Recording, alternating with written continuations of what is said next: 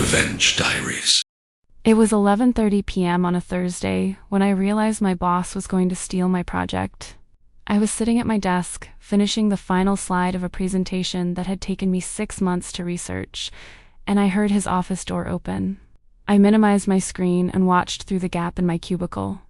He walked straight to his computer, logged in, and opened our shared drive. Then he started copying files. My files. I could have stopped him, could have said something. But I didn't, because in that moment, watching him steal 6 months of my work, I realized something. This was an opportunity. My name is not important. What's important is what happened next. And what I'm about to tell you is a masterclass in patience, in strategic thinking, in understanding that sometimes the best revenge isn't stopping someone from doing something wrong. It's letting them do it and making sure they fail spectacularly. But I'm getting ahead of myself. Let me take you back to the beginning. 6 months earlier, I'd been assigned to develop a market expansion strategy for our company.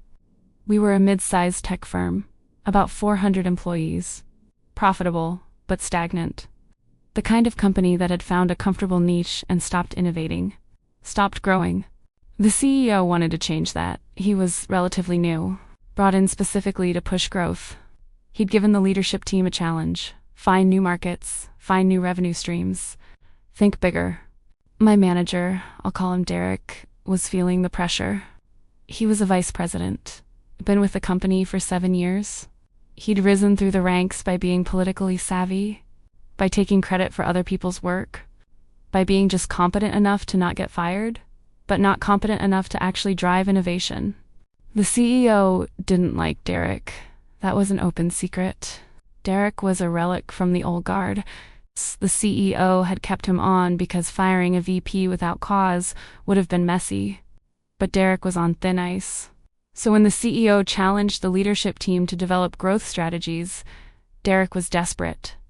He needed a win, something impressive, something that would secure his position. That's where I came in. Derek called me into his office one Monday morning. "I've got a special project for you," he said. "This is your chance to really shine, to show what you're capable of." He explained the challenge. Develop a comprehensive market expansion strategy. Research new markets. Analyze competitors. Build financial models. Project growth potential. Present to the board in 6 months. This is high visibility, he said. The CEO will see this. The board will see this.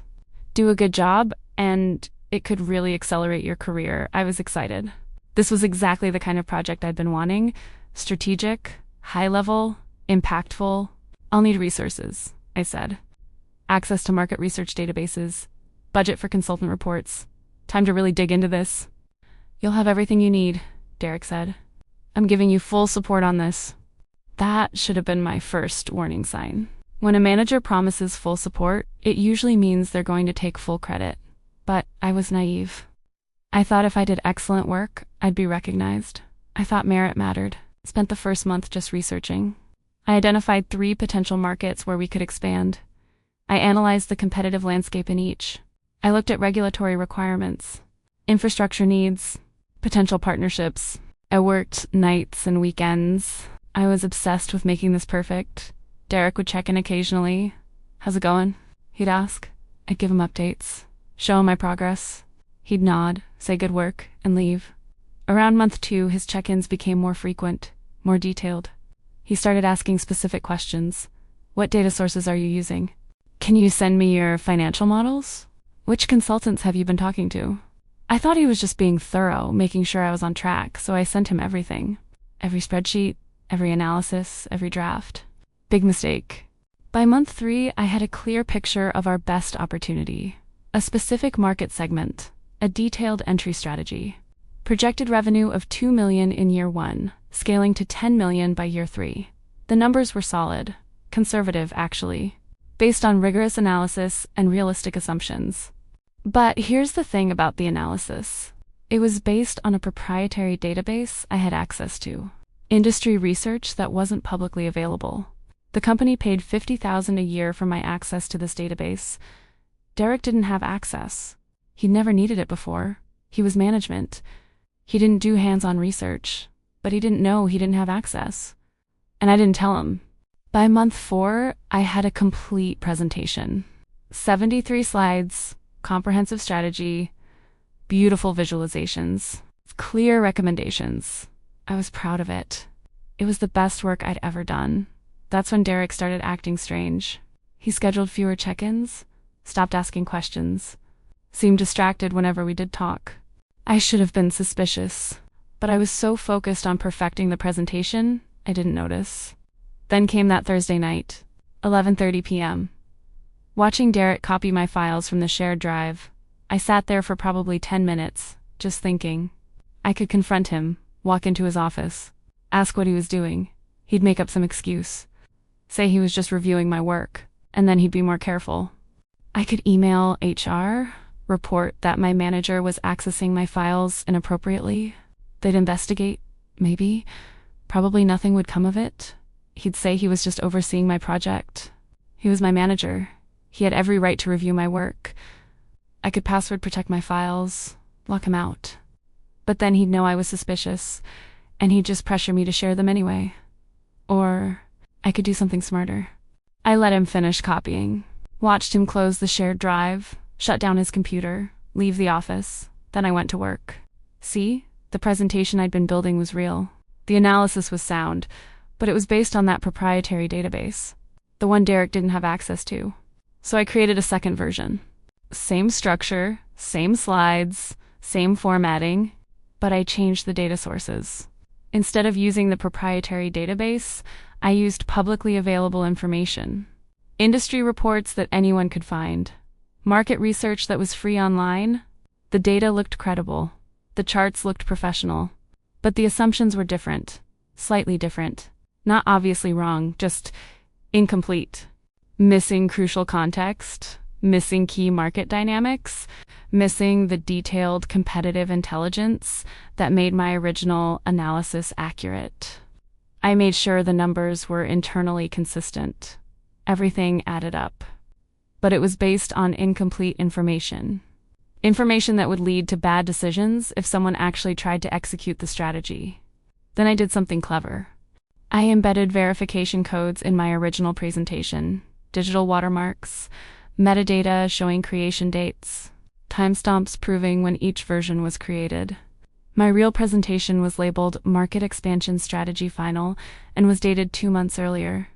Derek's copied version was still in the shared drive, with metadata showing it was copied last week. But I created a new version, same title, Market Expansion Strategy Final. But this was the one with the incomplete public data, and I dated it too yesterday. So now there were 3 versions. Derek's copy, which he thought was the real thing. My original, with the proprietary data and accurate analysis. And my decoy, with public data and flawed assumptions. The genius was that Derek would present using his copied version, but if anyone checked the file metadata, they'd see his version was older. They'd see my decoy version was more recent. They'd think he was presenting outdated information. But even better, the decoy version looked complete. It would only reveal its flaws if someone actually tried to implement the strategy. I finished the decoy version by 3 a.m., went home, got 4 hours of sleep, came back to the office. 3 days later, Derek called a team meeting. I've been working on something, he announced, a comprehensive market expansion strategy. It's going to be a game changer for the company. Didn't look at me when he said it. Didn't acknowledge that I'd been working on this exact project for 6 months. I'm presenting to the board next week, he continued. I wanted to give you all a preview, get your feedback. He pulled up the presentation. My presentation. Well, his copy of my presentation. It was surreal, watching him present my work, watching him explain my research, watching him take credit for my analysis. But here's what he didn't understand. He didn't know the methodology. He couldn't explain how I'd reach certain conclusions. He just knew what the slides said. When someone asked a detailed question, he fumbled, gave vague answers. That's in the appendix, or I can follow up with more details. But the high-level strategy sounded good. The slides looked professional. The numbers seemed solid. The team was impressed. I said nothing, just nodded along, took notes, acted like I was learning something new. After the meeting, Derek pulled me aside. What did you think? he asked. It's solid, I said. Really comprehensive. He looked relieved. I think part of him was worried I'd call him out, but I didn't. I'm glad you approve, he said. I worked really hard on this. I smiled. I can tell.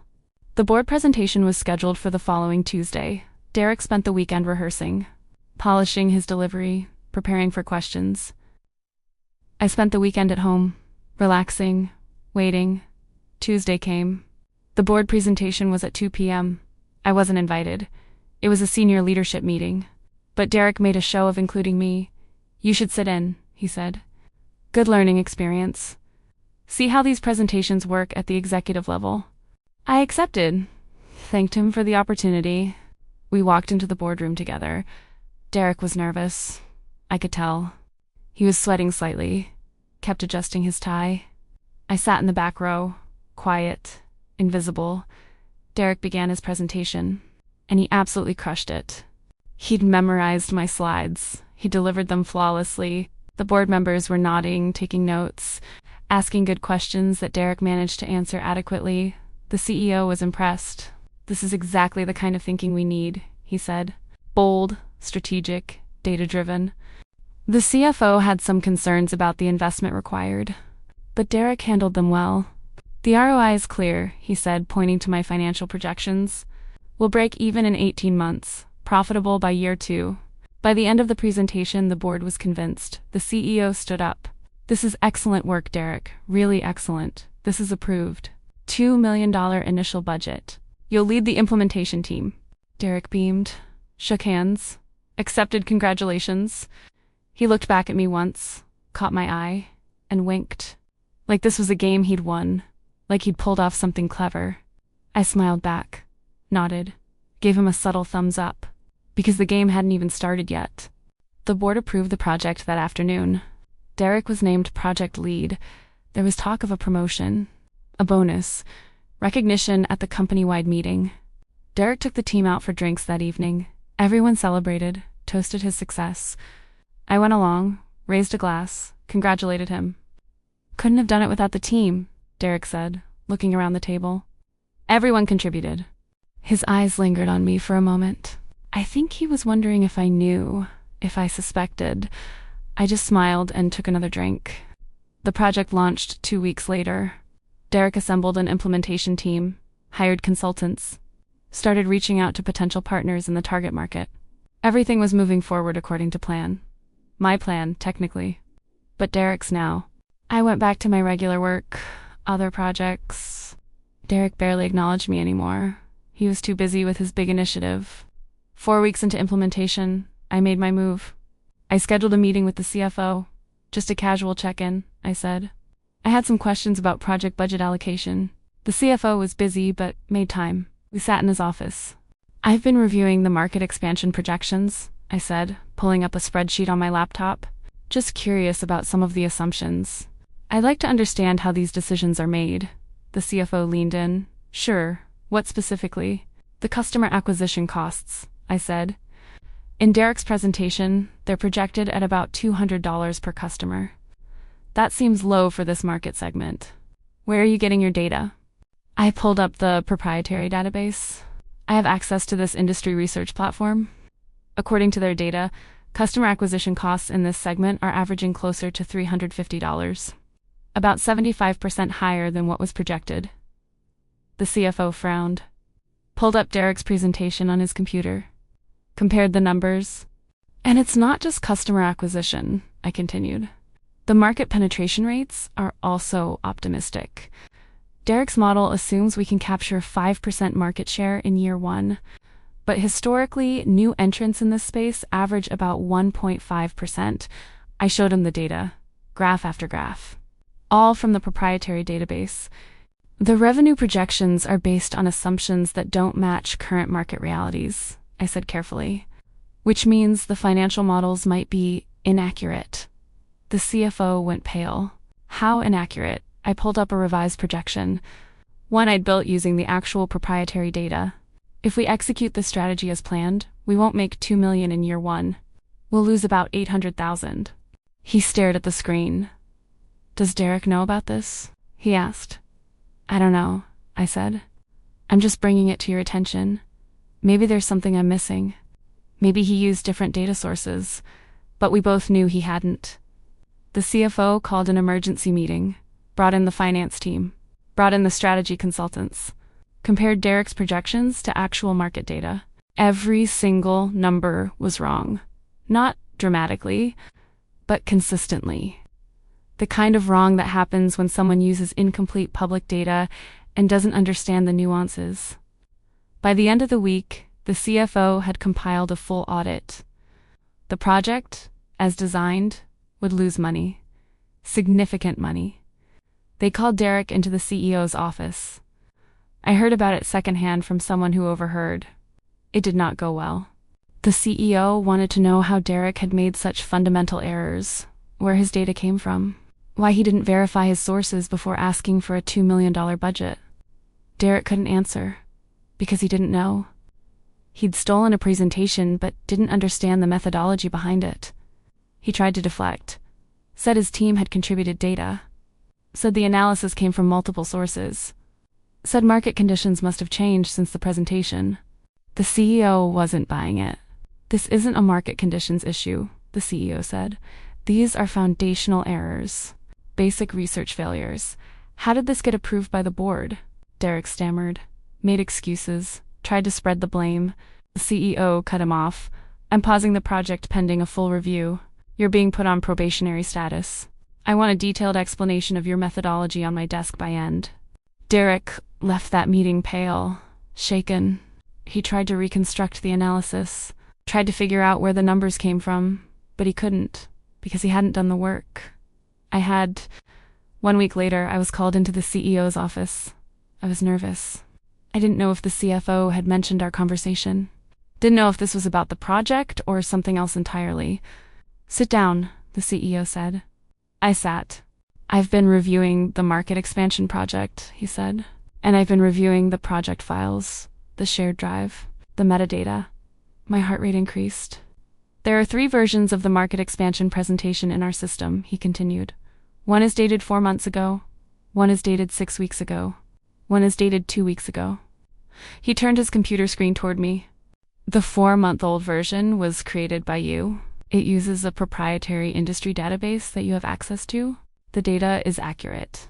The analysis is sophisticated. He pulled up Derek's version. This version was copied from your original 6 weeks ago. It's identical to your version, except the metadata shows it was copied, not created. Then he pulled up the decoy.